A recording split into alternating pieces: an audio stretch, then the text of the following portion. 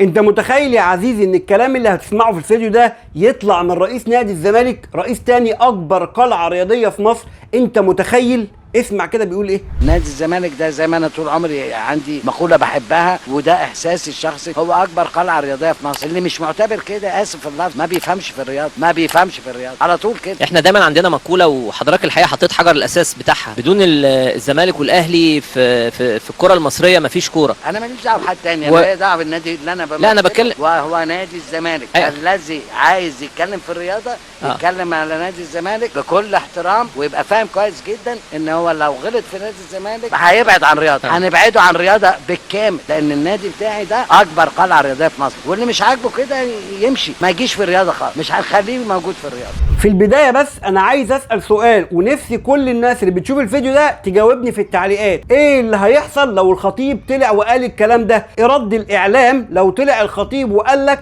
اللي مش شايف الاهلي اكبر قلعه رياضيه في مصر ما يبقاش بيفهم كوره وما يبقاش بيفهم رياضه، وهنبطله رياضه، هنبطله رياضه. حط تحت الكلمه دي مليون خط. ايه رد الفعل الاعلام وايه رد فعل الصحافه والناس والمحللين والهيصه والصمت الرفيع اللي احنا شايفينه ده؟ طيب يا كابتن حسين، لما حضرتك طالع تدافع عن فريقك ده شيء تمام جدا ومفيش فيه اي كلام، لكن انك تطلع تتهم اي حد مش شايف الزمالك اكبر قلعه رياضيه، طب بالعقل والمنطق اكبر قلعه رياضيه من حيث ايه؟ لو اتكلمت عن الانجازات والبطولات هتلاقي الاهلي، لو اتكلمت عن التاريخ هتلاقي الاهلي، في ارقام كبيره جدا هتلاقيها بعيده عنك تماما، ولو اتكلمت عن الشعبيه هتلاقيها الاهلي. فكونك انك طالع تقول ان فريقك اكبر قلعه رياضيه في مصر ده تمام، لكن اللي يقول غير كده ما يبقاش بيفهم. طب ازاي؟ حضرتك لغيت المنطق والعقل تماما. وغير كده انت بتقول انك هتبطلوا رياضه. حضرتك معلش انا اسف، مين عشان تبطل فلان رياضه وما تبطلوش والكلام ده كله؟ حضرتك لما طلع لاعب سابق في النادي الاهلي وقال تصريح في تجاوز شويه على نادي الزمالك، الاهلاويه قبل الزملكاويه طلعوا انتقدوه وبشده، وحتى بعد مباراه الاهلي والزمالك طلع الاهلاويه قبل الزملكاويه قال لك فاز من يستحق ومبروك للزمالك. ده تقدير من الناس وتقدير من جمهور الاهلي للزمالك اللي شايفينه بالمناسبه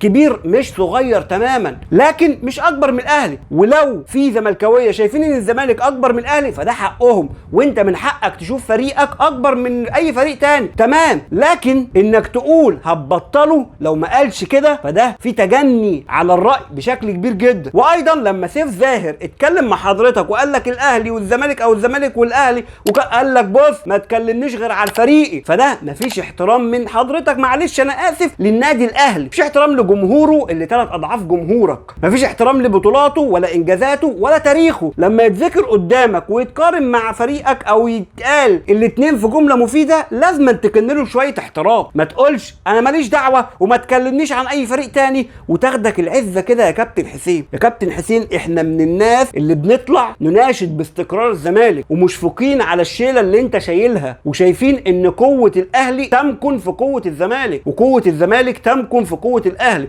والكره المصريه مش هيبقى لها كيان غير بالاهلي والزمالك. فكونك انك طالع تتعدى على حريه الراي فده شيء مرفوض تماما. وارجع واكرر سؤالي اللي سالته في الاول، ايه اللي هيحصل من الاعلام والصحافه والمحللين والنقاد لو الخطيب هو اللي قال الكلام ده؟ مش كده ولا ايه يا عزيزي؟ ما تنساش تقول لي رايك في التعليقات، ومهم جدا انك تعمل لايك وشير للفيديو ده. لو مش تابعنا يا ريت تابعنا. دمتم في امان الله والسلام عليكم ورحمه الله وبركاته.